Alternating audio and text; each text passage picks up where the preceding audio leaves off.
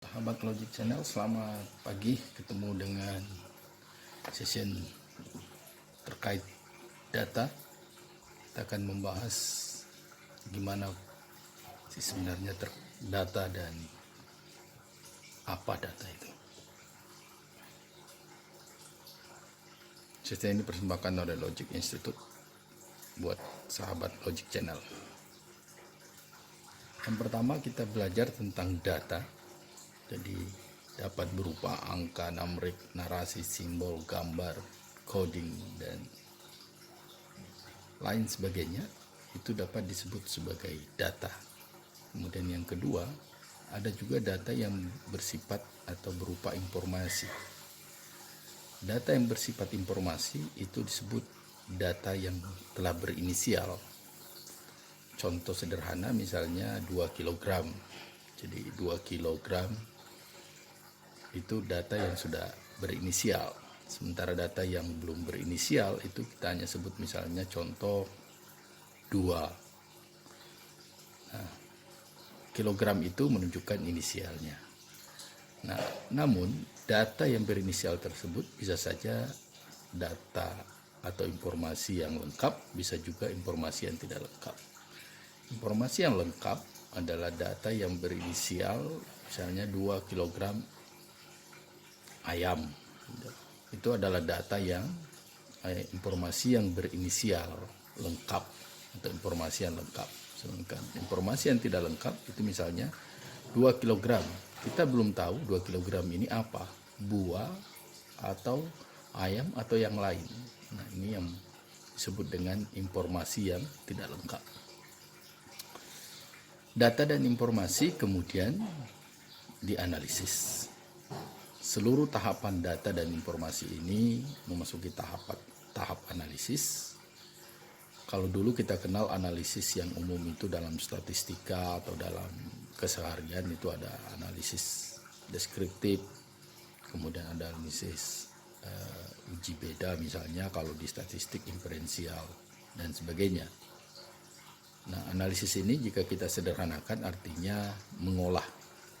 Jadi data dan informasi yang masuk atau yang kita terima, kita olah, kemudian kita memperoleh sebuah informasi baru. Sebuah informasi baru, nah informasi baru ini kemudian bisa menjadi knowledge, bisa juga menjadi ID. Harusnya ada panah di sini teman-teman. Jadi informasi baru ini bisa menjadi knowledge, bisa juga menjadi ID atau ide. Nah, knowledge dan ide ini kemudian menjadi sesuatu yang berarti bagi personal seseorang atau grup atau dan lain sebagainya. Atau yang skala besar bagi negara. Atau bagi seperti universitas dan sebagainya, atau kelompok individu dan lain sebagainya. Knowledge kemudian akan memberikan sesuatu yang menjadi lebih mudah kepada seseorang atau kelompok tersebut, individu dan sampai negara sekalipun, memudahkan bagaimana mengelola negara. Begitupun dengan ide. Ide ini kemudian menjadi sesuatu yang memberikan kemudahan bagi seseorang ataupun individu lainnya. Jadi jelas bahwa data sesuatu yang awalnya mungkin tidak hanya dilihat sebagai angka, numerik, narasi, simbol, gambar dan sebagainya. Kemudian kita olah, kita analisis, kemudian memperoleh informasi baru, bisa juga langsung memperoleh pengetahuan baru seperti di dunia pendidikan dan sebagainya.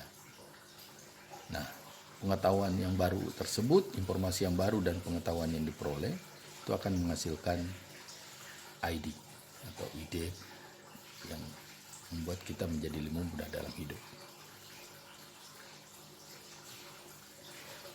Perkembangan saat ini di 4.0 ini kita banyak mengalami perubahan istilah dan perubahan definition dari data. Kalau saya highlight dari zaman yang sebelum dan yang saat ini, maka kalau kita kelompokkan misalnya data kelompok dan single, itu dulu kita kenal. Sekarang kita hanya mengenal big data. Jadi data dalam jumlah yang besar. Sebentar akan saya jelaskan big data itu apa. Kemudian yang kedua, dulu kita sering membedakan antara kualitatif dan kuantitatif. Nah di sekarang, zaman sekarang ini, di zaman yang 4.0 terus ini, itu kita tidak mengenal lagi kualitatif dan kuantitatif. Kita mengenal mix data, jadi sudah gabungan, datanya sudah campur aduk gitu. Ada data kualitatif seperti misalnya rasa, kemudian ada data kuantitatif seperti misalnya 2 kg tadi dan sebagainya. Berikutnya adalah dulu kita sangat berfokus pada data. Jadi data itu betul-betul keep seseorang untuk menjadi sesuatu informasi. Kalau sekarang kekuatan data itu bukan pada fokusnya, bukan pada menyimpan datanya, tetapi pada share datanya. Jadi semakin sering kita men-share data, semakin banyak data yang ter-share, maka semakin baik informasi yang akan kita terima. Yang berikutnya adalah validitas data. Dulu kita sering berdebat tentang data tidak valid dan sebagainya. Kalau sekarang mungkin informasi yang tidak valid kita sebut dengan hoax. Nah, hoax itu lahir dari data yang tidak valid sebenarnya. Nah, sekarang tidak lagi berbicara tentang validitas data, tapi lebih berbicara pada tren dan pola data. Jadi apakah data itu menunjukkan tren yang baik, meningkat, menurun dan sebagainya, atau fluktuatif. Ini yang penting. Kalau dulu memang tren juga diperhatikan, tetapi tidak menjadi fokus dari analisis.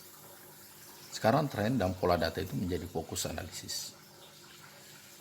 Dulu kita kenal deskriptif dan inferensial analisis. Kalau sekarang kekuatannya pada konten analisis. Jadi data itu berisi apa sebenarnya, memberikan informasi apa sebenarnya. Itu yang lebih kuat di zaman sekarang ketimbang misalnya deskriptif dan inferensial analisis.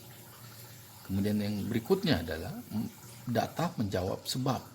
Dulu kita mencari bagaimana, mengapa demikian, mengapa harus begini dan sebagainya. Kalau sekarang data itu harus menemukan peluang dan memberi peluang. Di data ini tidak lagi melihat bagaimana sebab terjadinya, tetapi lebih banyak memberikan bagaimana peluang yang dapat terjadi. Nah, ini juga yang merubah paradigma dalam penelitian.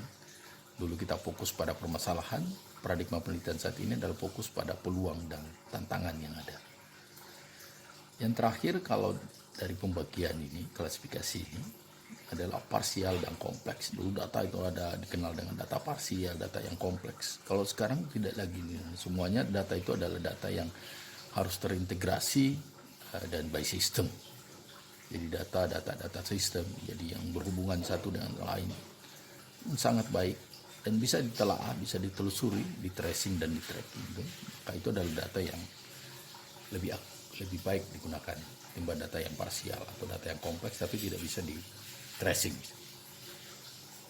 Nah, kita masuk pada big data. Big data ini apa sebenarnya? Secara umum literatur menunjukkan bahwa ada 3 ciri dari big data itu. Yang pertama adalah volumenya, jadi volume data, jumlah dan ukuran data itu. Jadi pasti jumlahnya besar, ukurannya besar. Gitu. Kemudian yang kedua adalah velocity, perubahan dari data itu, jadi real time. Jadi teman-teman harus menggunakan connecting internet atau daring sehingga perubahan data ini bisa diikuti. Kemudian yang ketiga adalah variety. Variety ini adalah keragaman data. Jadi kompleksitas data tadi yang terintegrasi bermacam-macam jenis data ini yang menjadi kekuatan dari big data. Nah, 3 ciri ini tentu bukan salah satunya teori, tapi ada banyak teori, ada yang five data dan sebagainya. Jadi ada 5 ciri data. Dan yang berikutnya adalah mixed data. Mixed data itu apa sebenarnya? Jadi kalau tadi saya jelaskan bahwa ada data kualitatif, ada data kuantitatif, maka mixed data ini menjelaskan tentang tidak ada lagi perbedaan, atau umumnya data itu sudah gabungan. Ini ada kita peroleh, kadang-kala kita peroleh gambar, kadang-kala kita peroleh narasi, kadang-kala kita peroleh angka, numbrik dan sebagainya. Nah, itu yang disebut dengan mixed data. Kalau dulu kita klasifikasi, oh ini numbrik ini dan sebagainya. Kalau sekarang keseluruhannya kita gabung, kemudian kita tracing, kita lihat data itu, dan kemudian kita analisis memperoleh informasi dan pengetahuan baru. Nah, kekuatan berikutnya saat ini terkait data adalah sharing data. Jadi semakin banyak, tadi saya jelaskan, semakin banyak data yang tersebar, yang tershare, baik di mana saja, utamanya di dunia maya, connecting internet, maka semakin baik informasi yang akan kita peroleh. Jadi contoh misalnya berita hoax tadi, kalau kita tracing dengan berbagai sumber, maka kita akan memperoleh informasi yang valid atau yang benar, sehingga tidak menjadi hoax lagi. Nah, sekarang adalah masa analisis tren. Jadi kita hanya melihat tren data, kemudian apakah dia tumbuh, growth, dan apakah dia decline, menurun dan sebagainya. Yang kedua adalah kekuatan data atau analisis saat ini itu adalah konten. Jadi apa isi, apa yang terkandung dalam data itu, baik teks maupun konteksnya. Jadi ada dua, teks dan konteksnya. Jadi teks sering mempengaruhi konteks maupun sebaliknya. Yang berikutnya adalah integrasi data. Jadi data harus terintegrasi dengan seluruh minimal Internet of Things, handphone, PC, laptop, kemudian sosial media dan sebagainya, Facebook. Seluruh harus terintegrasi. Jadi data kita itu memang adalah data-data yang bisa diakses dengan Internet of Things tersebut. Itu menjadi kekuatan. Itu teman-teman, sahabat channel Logic Channel. Demikian dan selamat pagi, selamat belajar.